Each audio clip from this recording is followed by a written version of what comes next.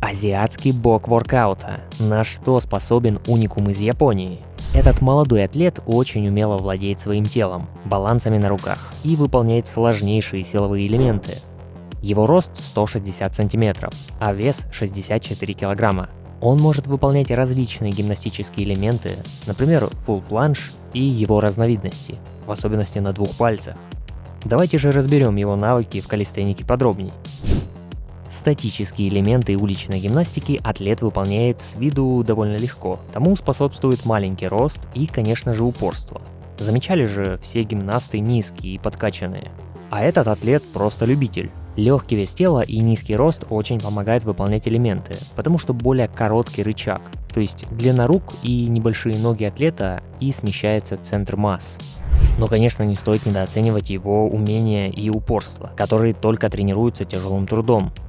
Очень редко на видео этого японца мы можем увидеть выполнение базовых упражнений, такие как подтягивания, отжимания. Хоть он их и выполняет, но согласитесь, более скучно их показывать и смотреть, чем те усложненные элементы, которые он демонстрирует. Хотя это на любителя, есть атлеты, которые делают только базу.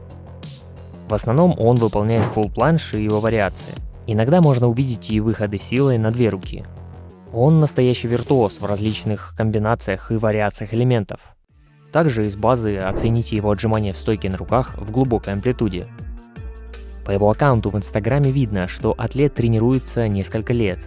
Я хотел оставить вам ссылку в описании, да и вообще я почти всегда связываюсь с героями своих видео. Но к моменту монтажа каналы атлета куда-то удивительным образом испарились. Скорее всего, он поменял название.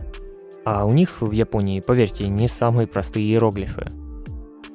Ребята, я напомню, что для украинцев я создал второй украиноязычный YouTube и Telegram каналы по тренировкам. Ссылки в закрепленном комментарии или в углу экрана. Гимнастические кольца – это вообще его любимый спортивный снаряд. Только посмотрите, как он выполняет планш и самолет на них. Даже не трясется. Тряски нет вообще. Чтобы изучить обычный планш, нужно тренироваться от полугода до года, при условии достаточной базовой подготовки в отжиманиях от пола и на брусьях. Хоть это и силовой элемент, и здесь не так важно количество раз, но все же не будет лишним, и примерной базой может быть 50-60 отжиманий от пола, 30-40 раз на брусьях и раз 15 отжиманий в псевдопланше, то есть с уходом плеч вперед и руки у пояса. А также параллельно можно тренировать более легкие вариации этого элемента. Если хотите видео обучения по горизонту, напишите в комментариях и поддержите лайком. Коронной фишкой японца это будет выполнение вариации планш только на двух пальцах. Это просто невероятно. На такое способны, если не шаолинские монахи, то сильнейшие атлеты мира, которые смогут натренировать это на пальцах. Даже если попробовать отжаться просто на всех 10 пальцах, и постепенно убирать по одному, можно уже почувствовать неслабую нагрузку. Но лучше так даже не пытаться делать без разогрева. Безопасность превыше всего. И начинать стоит скорее от какой-то опоры, либо же вообще от стены.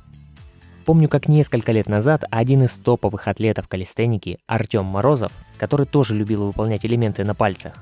Но позже он сам предостерегал от этого, так как занятие довольно травматичное, и в будущем суставы могут дать о себе знать. Особенно если были травмы. Этот парень выполняет многие силовые элементы даже лучше, чем профессиональные атлеты по спортивной гимнастике. А насколько я знаю, герой этого видео – любитель, а не профи. И как видите, он достиг такого уровня владения телом, а вот стаж занятий всего до 5 лет.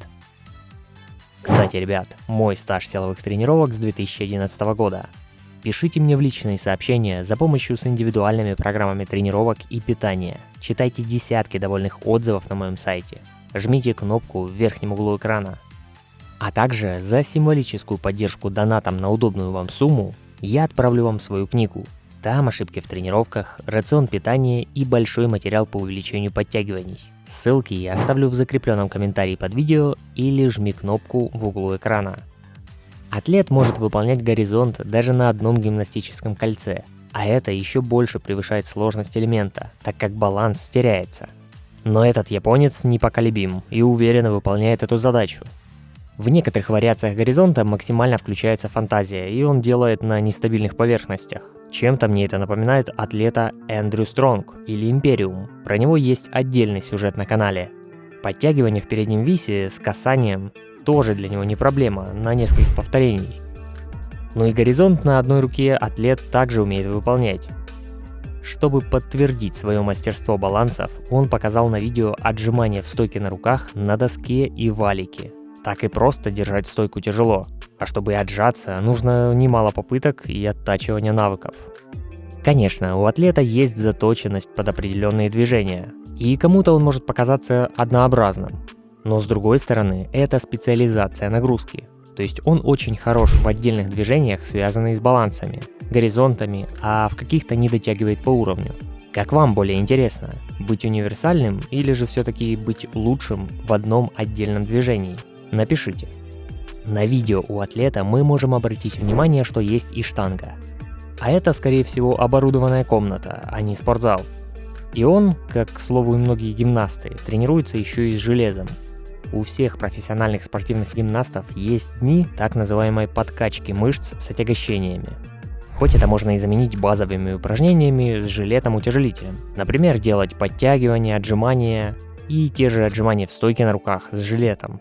Касательно каких-то других увлечений атлета или подходов к питанию, этого я не нашел.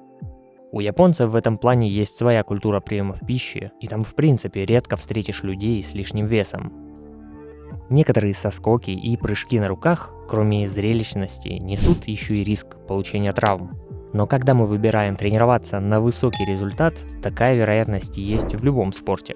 За время ведения Instagram, а это, как я отмотал назад, 4 года, он регулярно выкладывал видео и не было каких-то особых пауз. Поэтому, скорее всего, травм, к счастью, не было, по крайней мере серьезных. Главное предварительно выполнять какие-то более простые вариации и хорошо разминаться. Также он выполнял передний вис на одной руке и притянутый вис. Хоть и тренирует их реже, но силы на подобные элементы есть. На одном из видео на улице заметно, насколько низкий рост у японцев. Я уже делал видеоподборку про китайских атлетов. Там и парни, и девушки примерно одинаковой небольшой комплекции выполняют элементы не хуже гимнастов.